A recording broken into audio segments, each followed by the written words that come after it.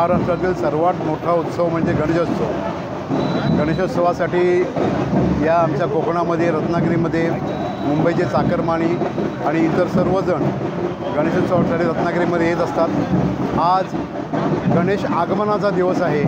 आज सर्वजण गणेश मूर्तीला आपापल्या घरी तसेच सार्वजनिक मंडळ आपल्या त्या ठिकाणी घेऊन जात आहेत आणि अशा वेळेला आम्ही सर्व मुस्लिम समाजातील प्रमुख मंडळी या ठिकाणी त्यांचं स्वागत करण्यासाठी उपस्थित आहोत। आम्ही सर्व मिळून गणेश भक्तांचं पुष्पगुच्छ देऊन हार्दिक स्वागत करणार आहोत की जेणेकरून या ठिकाणी सामाजिक शांतता आणि सद्भावना निर्माण होईल।